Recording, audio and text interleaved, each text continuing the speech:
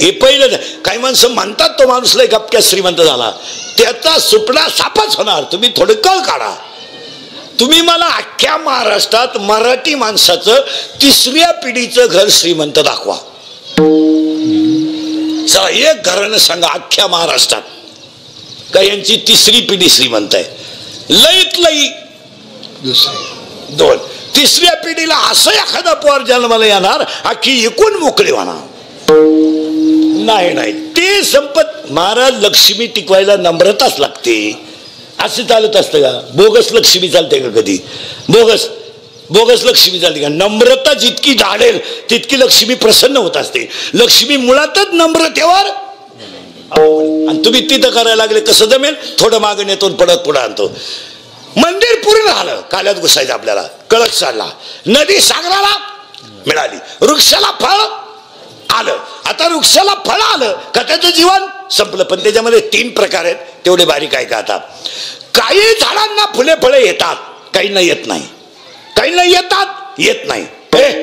पुसाळीतल्या पोरी काहींना फुले येतात, काहींना येत नाही. येतात त्यांना सपुष्प म्हणतात आणि येत नाहीत त्यांना अपुष्प म्हणतात. स म्हणजे चांगले आणि पुष्प म्हणजे फळ. फळ म्हणजे ज्याला फळ येत आहे ते सपुष्प आणि येत नाही ते बोल जा अपुष्प. आता साखळी लागली तुम्हाला. येत आहे ते सपुष्प, येत नाही ते अपुष्प. आणि अपुष्पाच्या पुढे 2 प्रकार आहेत. काहींच्या बिया फळाच्या आत आहेत तर काहींच्या बिया फळाच्या बाहेर आहेत. आता ज्या आत आहेत त्यांना म्हणतात आवृत्त बिशी आणि ज्या बाहेर आहेत त्यांना म्हणतात अनावृत्त बिशी. म्हणजे बी आत आणि बी बाहेर. पेरूची बी आत, अजून काजूची बी बाहेर. हा पण काही बिया एकदल आहेत. बाजरी एकदल, गहू एकदल, ज्वारी एकदल, हरभरा. हा आता लागला करंट. हरभरा द्विदल, 2 दल आहे त्याला.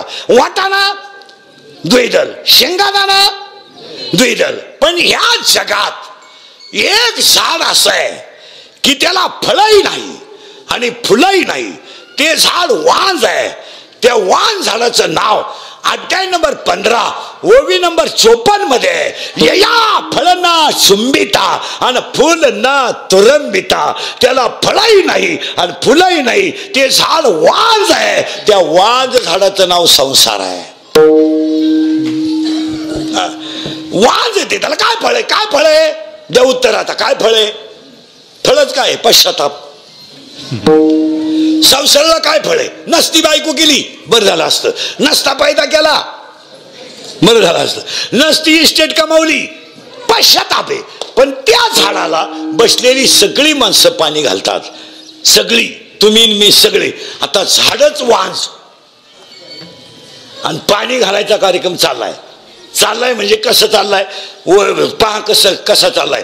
साखर कशातही घातली तरी, कारलं कसंही खालं तर, मिरची कशी खाली तर, मीठ कसंही खालं तर, मग संसार किती केला तर दुःखाचाच. लटिका व्यवहार सर्व हा संसार बाळाचे रठार हरी विना बाळाचे रठार हरी विना.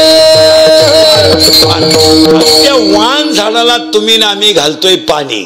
आता ऐका, झाड उभं करून देतो एका मिनिटात. झाड कसं आहे? बोला जा. झाड कसं आहे? वांस. तुमचा माझा दणका कुठं चाललाय? पाणी घालायचा. लग्न कर, पोरग पैदा कर, ते मोठं कर, त्याला नोकरी लाव, त्याला शाळेत घाल, त्याला शिकव, त्याला नोकरी लाव, त्याला बायको करून दे. ती बाळातीन होणार, आपल्याला नातू होणार, आपल्याला शुगर वाढणार,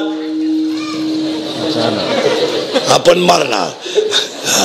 आपण मरणार. हा तमाशा काय आजचा आहे का? हा तमाशा दे ना, चालू दे. पुनरपी जनरम उपजते नासे नासले पुनरपी, हे चालूच राहणार आहे. आपला आजाय नांगरीत होता तर ढेकळच होती, आपला पंजाई नांगरीत होता तर ढेकळच आहे, आणि आपणही नांगरीत होतो ढेकळच आहे. आपली पोरं नांगरायला ठेवणार नाही. नाही, आपली पोरं अशी हलकी कामं नाही करणार. वावर नांगरा बैल इकूनच टाकणार आणि डायरेक्ट धाबा टाकणार आणि त्याला नाव देणार रानवारा.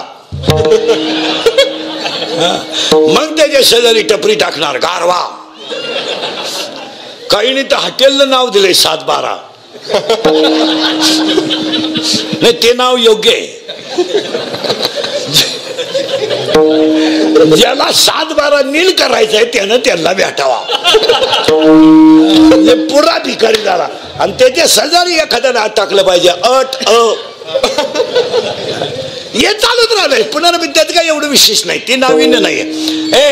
कारण ते झाड वांज आहे आणि आपण सगळे पाणी कशाला घातलं, वाण झाडाला करीत राहिलो. एखादी सुनबाई वैशाख महिन्यात आली ना, सासू जरा नंगाट असली ना, तर ती सून जरा काम दाखवते. ती सून काय म्हणते माहिती का, फक्त मला एखाद्या वर्षात कुत्रे मांजर होऊ दे, मग तू ये आणि मग मी ठरीत येतो अखिलरी कोणचा ऐकतो.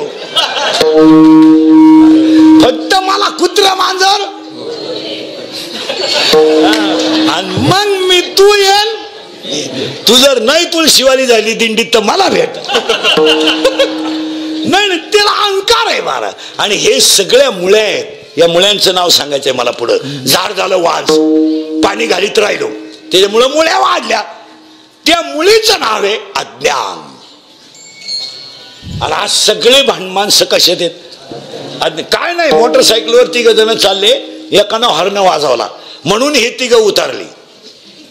का वाजवला, त्यांनी त्याच्या ठोन दिली.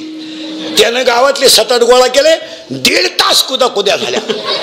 बरगाड्या मोडल्या, 2-3 जणांच्या खुब्यातून निघाले. दोघंही पोलीस स्टेशनला गेले. पोलिसांना दोघांचे 20-20 हजार घेतले आणि म्हणले परत असं करू नका. केवढं आणि परत मारामारी केली तर गाठ आपली 40 हजाराला. अज्ञान आहे महाराज. आणि आज 99% जनता अज्ञानातच आहे. आपण म्हणतो लोक बदलले, सगळं अज्ञान आहे. भांडणाचं मूळ काय, अज्ञान. मारामारीचं आपण काय म्हणतो बा, पोरानं लवकर वायला घेऊ नये, चुकीचं आहे. मंगळवारी लग्न झाल्यावर गुरुवारी पोऱ्या वायला दिला पाहिजे. हे बाई तुझ्या सासऱ्याने दिले भांडे खाट आणि हे मॉडेल आणि तू गपक्यात पोहे खाऊन जगायचं. आपण काय केलं महाराज, आपल्या पोरांना कष्टाची जाणीव करून दिली नाही. त्यांना जाणीव करून दिली नाही. त्यांच्यावर आपण पांघरून घालत राहिलो. आपण पांघरून घालत राहिलो. परिणामी त्यांचं अज्ञान वाढत गेलं. त्यांना असा भ्रम झाला की हे आमच्यामुळं आहे. मुळात ते आपल्या पांघरुणावर आहे. विहीर आपण खणली, मोटर आपण बसवली, जमीन आपण घेतली, पण ताबा त्यांचा का झाला, त्यांना अहम झाला का माझ्यामुळं आमची शेती आहे. असं नाही, आम्ही वाटेन देऊ, खंडन देऊ, तू तुझं मॉडेल घेऊन व्हायला राह. 3 दिवस गौंड्याच्या हाताखाली गेले ना, साध्या मोबाईल येतील. आणि 8 दिवस जर गेले ना, शेवग्याच्या शेंगा खातील. बोंबील बंद. बोंबील आणि शेवग्याच्या शेंगा सारख्या.